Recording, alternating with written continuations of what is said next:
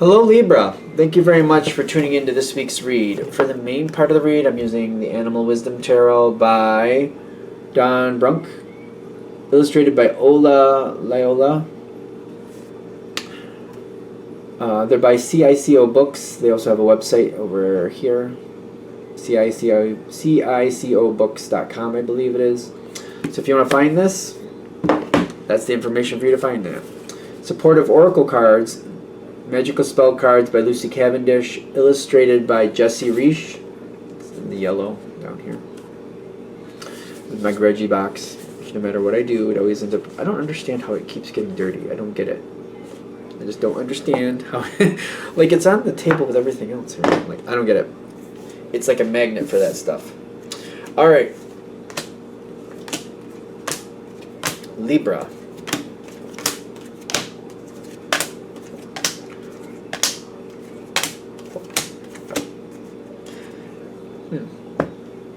Let's see what that's gonna...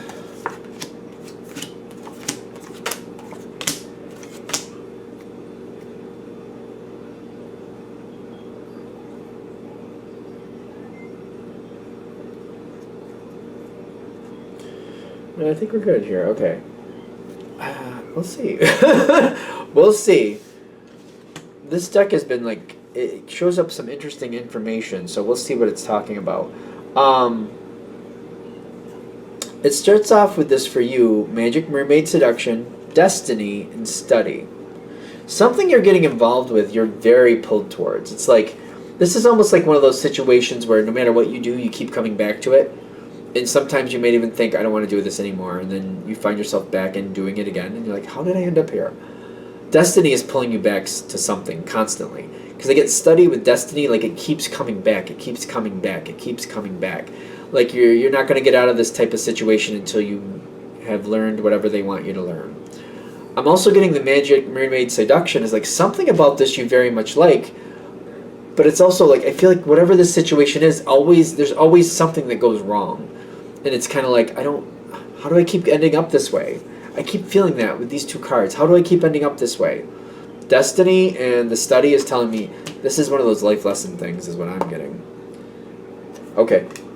Peace is in the environment, though. Okay, so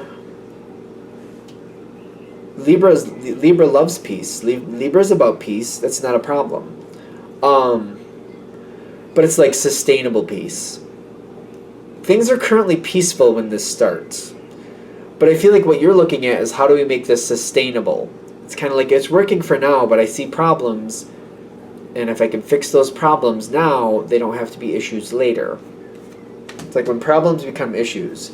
Like when I think of problems versus issues, like problems are like here and there, there's a problem here, there's a problem there. And issues when it's like it becomes so big that it just keeps repeating and repeating. It's like problematic. It goes from problem to problematic, like it just keeps producing more and more problems. That's more of an issue, in my opinion. Just the way I look at it. See, this is interesting. You got the Nine of Shells, which is the Nine of Cups. Things seem like they're really good to start with. But it's one of those things where you see below the surface a little bit, and you're like, yeah, it's all calm and nice and pretty, and there's like all these flowers are here, and we got some rocks over there that look nice, and the little salamanders are running all over the place. But you're like, but there's a crocodile under the water. They're just waiting. There's a crocodile under the water, and we need to get that out of here. We got to kind of see if we can peacefully get that to leave. Otherwise, somebody's going to stumble across it, and that could be a bad moment. So things are really good. Things are really good, but you're like, I see it, though. Angel of Alchemy, huh? Swan, and you got Falcon, Seeker of Feathers. So you got Page of Swords, and the Angel of Alchemy. It makes me feel... It very much makes me feel like temperance, but I'm not really sure that's what I'm feeling. I'm not getting like a temperance really feel. I'm getting like calmly moving forward. Or maybe I am getting a temperance feel. Because I feel like there's something being mentioned in the background. Something's happening in the background. And there's a little bit of a situation starting. And I feel like something's going on behind the scenes When I'm feeling that swan, it's like something is slowly coming into play. And when it's going in with the Falcon card, which is the Page of Swords, it can be like somebody starting trouble. Something's slowly starting to surface. It's kind of like you see the alligator kind of starting to swim around a little bit, like looking for a different place to perch, to angle itself for, getting its prey. And you're like, oh, I see it, and I'm not really sure what I'm going to do about it. Like, I don't really want that crocodile moving around. I don't think I'm ready to handle that. And I feel like all you can do at this point is watch. You got beauty. I think it's just beauty at this point. You got beauty here, and all you can do is watch. And you're nervous. Everything seems fine right now, but you're like, ooh, I don't know. It makes me nervous. Best possible decision is showing up in the environment, which is telling me this is the best time for this to happen, because now is the time to address this. What I'm getting is whatever the problem is,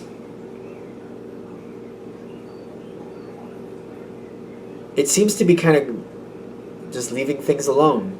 I don't think it's going away, but it's leaving people alone. You got the rabbit, which is the moon. Moon dreamer, rabbit. There's a pink tint to the rabbit, I'm noticing, but let me put it a little closer so you can see it. Everything is fine. It seems so nice and easy, but it's kind of like, I don't really know if this is how this is going to work, because the moon card is like there's a mystery. It doesn't seem to be it doesn't seem like it's a problem. And I feel like what you're looking at here is like, well, maybe it's not as big of a problem as I thought it was. This is the point where I want to point out we're using an alligator for the analogy for a reason. Like, it's a problem. It's just, it seems to be like not causing issues, and you're starting to be like, well, maybe it's not as big of a problem as I thought. Maybe we're okay. You got new beginnings with safe home protection. I don't know about this, because I feel like this situation is not a problem for you right now. It's kind of like that alligator, crocodile, whatever it is, alligator. It's just seeming to mind its own business. It's not causing problems. It's living peacefully with everybody else. Maybe I could just let it be. And I feel like you see the problem, but you're like, I'm not in a position to really do anything about it without it causing a big issue. Like if I try to force that alligator, if I approach that alligator, it's going to come for me. We could really have a problem. And I don't think I'm ready to handle it. I don't think I'm equipped for that. So I think I have to leave it as it is. And for the moment, you're trying to move forward and just kind of like, I'm going to just let it there. I'm just going to let it be there. I'm going to just let it stay. Safe home protection bothers me, though, because I'm not really sure this is a good thing. The next two things coming in are passion and it's a wheel of fortune, but they call it spinner, sacred spinner. It's a very strange movement forward again, but I feel like things are starting to get more lively in the situation. It's kind of like the alligator is hanging around, and now we have some like deer or something coming in, and maybe we have a couple other woodland animals coming in and just kind of enjoying the area and enjoying things and not realizing that alligator is there, and the alligator doesn't seem to be causing a problem. It's kind of like, okay, because I'm getting passion coming up in the situation. Like the situation is getting more lively. It's not bad, but there's still that underlying problem. And it's kind of like, I feel like you might be getting a little bit too comfortable. I'm not comfortable with this card right now. I feel like you might be getting a little too comfortable thinking something is okay that is not. Because in this, under the surface, we have the cat. I'm getting cat energy. But when I'm applying it to the alligator, I'm feeling like, it's a matter of time. The alligator maybe has been good for the longest time because it hasn't been hungry. But when that alligator gets hungry, that's when stuff's going to happen. That's when we're going to have some issues. I feel like they're warning you. Don't get too comfortable with something just because you're thinking, maybe I misjudged it. Maybe it's not going to be a problem, or maybe it just wants to get along with everybody. Maybe the alligator isn't going to try to eat something. Yeah, it is. It's just, it's not at the point where it wants to do it just yet. By the time you saw it, it was still in its stasis period, whatever that means. Because I'm getting this cat, like, it's waiting. But it's almost like when I feel this cat, and it's like they're holding on to this contract, like, there's certain things they got to do, and sooner or later they're going to do it. Sooner or later they're going to fulfill their contract.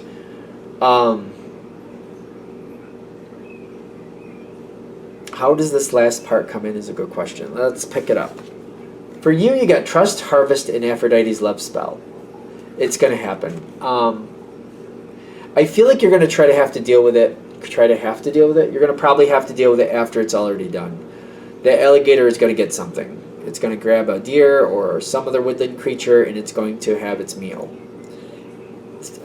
In other words, that alligator is going to cause problems. There's going to be big problems. And when I'm getting it come forward with these three cards, the trust, is that harvest, and the Aphrodite's love spell, it's kind of like, I feel like the best you can do is kind of like, you don't really want to admit you knew it was there because you're kind of like, well, I don't want to be like that. But on the other hand, it's like, there's nothing I could have done. There was nothing I could have done. Like, if I approached that, it would have been a bigger problem. The loss will happen. The problem will happen.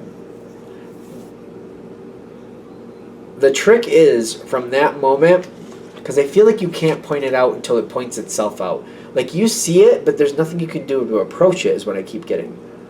When it finally does attack and gets something, gets a deer or whatever this analogy is, that's your moment to start the healing. You have to wait for the Ten of Swords to come in. That's the Ten of Swords.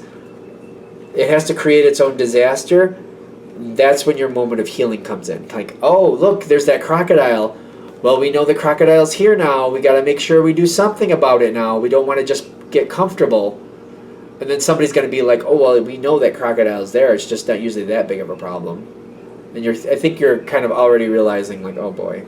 So people just ignore this as it is.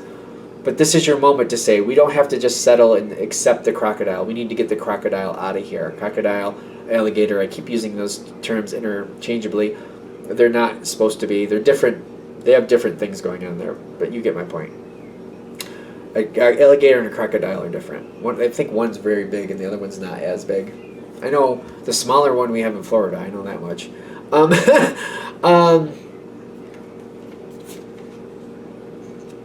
You're going to have to wait for it to fall apart, and that's going to be your moment to fix it. Unfortunately, with this one, I feel like that's what they're trying to tell you. Like, in this situation, if you go towards the situation of the person or whatever the problem is directly, it's going to attack you and take you down. You have to wait for it to come forward on its own to show its true colors. Once it's shown its true colors, that's your moment to heal it. That's your moment to try to fix it. You got to wait for it, though. It probably doesn't sound the greatest, but that's what I'm getting from this. All right, I'm going to shut this down here. I hope that helps. Thank you for watching. If you'd like a direct reading from me, shoot me an email, jamesforastral@gmail.com. That's James, the number 4, astral@gmail.com. Thank you.